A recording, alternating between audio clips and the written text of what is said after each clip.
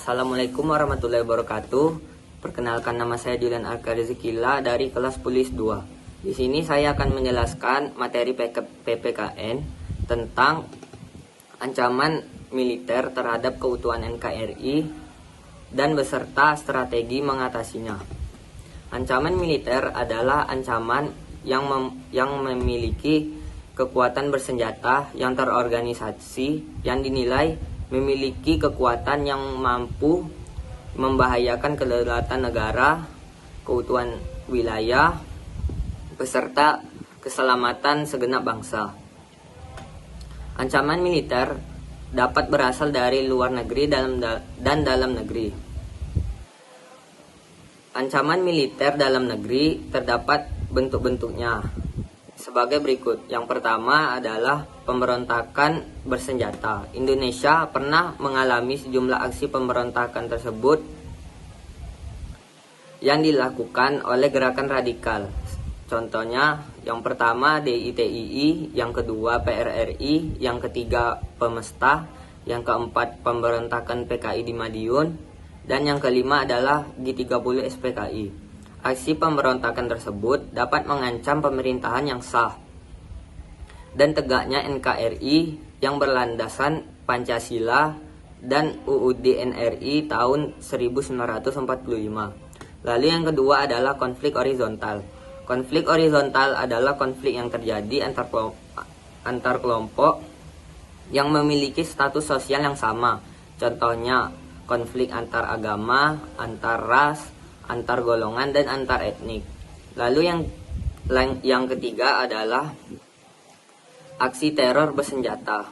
Aksi teror bersenjata atau terorisme dapat mengancam keselamatan berbangsa. Jadi pemerintah harus sangat waspada terhadap aksi ini. Lalu yang keempat ada separatisme. Separatisme adalah paham atau gerakan yang memisahkan diri dari suatu negara dengan tujuan untuk mendirikan negaranya sendiri. Indonesia pernah mengalami kejadian seperti itu, contohnya yaitu Republik Maluku Selatan, Organisasi Papua Merdeka, dan Gerakan Aceh Merdeka. Lalu ada juga ancaman militer dari luar negeri yang memiliki 4 bentuk juga, yaitu yang pertama sabotase. Sabotase ini dilakukan untuk merusak instalasi penting kemiliteran dan objek vital negara yang membahayakan keselamatan bangsa. Ciri-ciri sabotase yaitu sudah terencana, dilakukan secara sengaja, dan mengakibatkan dampak besar.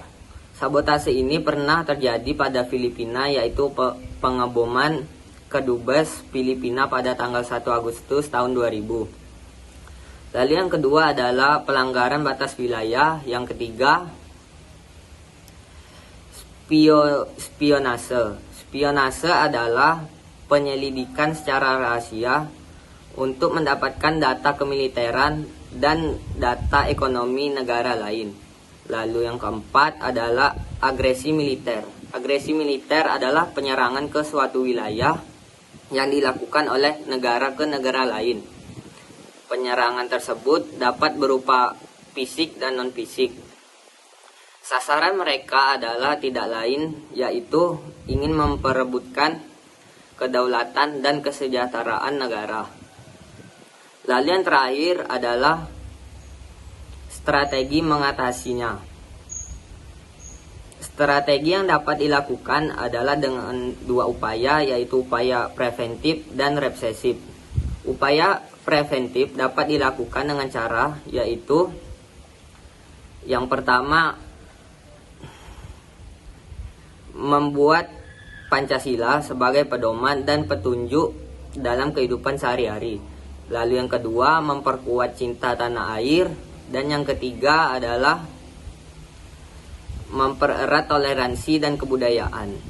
Lalu ada juga upaya represif, yaitu adalah upaya yang dilakukan dengan cara memproses pelaku pengancaman yang sesuai dengan aturan perundang-undangan yang berlaku. Itulah materi yang saya dapat sampaikan, lebih kurangnya mohon maaf. Sekian, terima kasih. Wassalamualaikum warahmatullahi wabarakatuh.